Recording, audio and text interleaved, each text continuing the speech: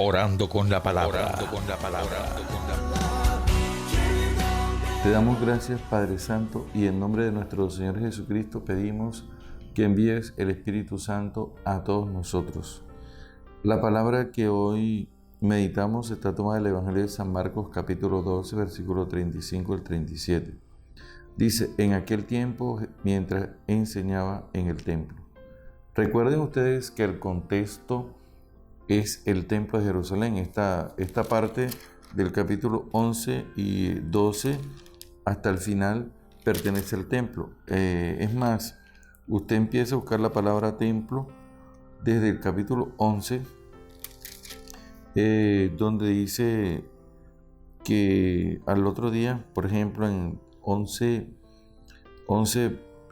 15 llegaron a Jerusalén. Jesús entró en el templo y comienza toda la experiencia de confrontación hacia el culto judío, que en este momento está viendo una crisis porque el templo se ha convertido en un lugar de negocio. Nuestro Señor Jesucristo, a través de la higuera que nos da fruto, nos va a hablar precisamente de ese templo que está estéril en la espiritualidad. Esa higuera que nos da fruto también la encontramos la palabra en el 12:37. En el 12:37 vamos a encontrar precisamente que no hay fruto, no se encuentra, perdón, en el capítulo 12, en los homicidas, capítulo 12, versículo 2. A su vez tiempo envió a un siervo a los viñadores para que le diera la parte correspondiente de los frutos de la viña. Así que estamos hablando el tema del templo que es estéril. La palabra templo aparece en el 11:15, luego aparece en el 11:27. Llegaron de nuevo a Jerusalén y mientras paseaban por el templo. En el capítulo 12 él expone la parábola. Luego empieza nuestro Señor Jesucristo una serie de controversias, y los primeros que aparecen son los herodianos, los fariseos y unos herodianos, en el capítulo 12, versículo 13. Después aparecen los saduceos, después aparece un maestro de la ley, hasta que llegamos a este momento donde el cuestionamiento es el origen del Mesías, podríamos decir el origen del mesianismo de Jesús. Lo cuestionan.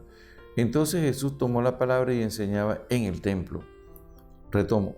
¿Cómo dicen los maestros de la ley que el Mesías es hijo de David? O sea, hace una pregunta para desarrollarla. David mismo dijo, inspirado por el Espíritu Santo: dijo el Señor a mi Señor, siéntate a mi derecha hasta que ponga a tus enemigos debajo de tus pies, citando el Salmo 110, versículo 1. Nuestro Señor Jesucristo toma la palabra de Dios, el Salmo, y empieza a explicitar, empieza a aclarar. Si el mismo David lo llama Señor, ¿cómo es posible que el Mesías sea hijo suyo? Y esto, dice el texto, lo escuchaba la multitud con agrado. Ahora, nuestro Señor Jesucristo lo que quiere mostrar es precisamente que el origen del mesianismo que él promueve se distancia del mesianismo que promovía el rey David. Uno, porque el del rey David es de corte político, y Jesús viene a purificar precisamente esto, sin negar precisamente que hay una promesa que nosotros hemos leído por allá en 1 Samuel capítulo 7, donde se hace la promesa de que un descendiente del rey David ocupará ese trono. Ok, pero ese mesianismo tiene que ser purificado, porque no va a ser ya de corte político, sino que va a ser ante todo un mesianismo que va a ser guiado por la acción del Espíritu Santo. Recordemos que la palabra Mesías es ungido en hebreo. La palabra Cristo es ungido, pero en el lenguaje griego. Es decir, que ungido significa lo mismo. Ungido indica Mesías, indica Cristo. Está haciendo referencia al Rey. Corrige a nuestro Señor Jesucristo al ciego Bartimeo cuando le dice, hijo de David, ten compasión de mí. Él está haciendo alusión a ese mesianismo davídico. Y Jesús corrige y señala un mesianismo, como dice Lucas 4:16, el Espíritu del Señor está sobre mí porque me ha ungido, se me ha hecho Mesías, me ha hecho Cristo, para anunciar la buena noticia a los pobres. Es totalmente diferente. Sin embargo, este mesianismo es de Dios.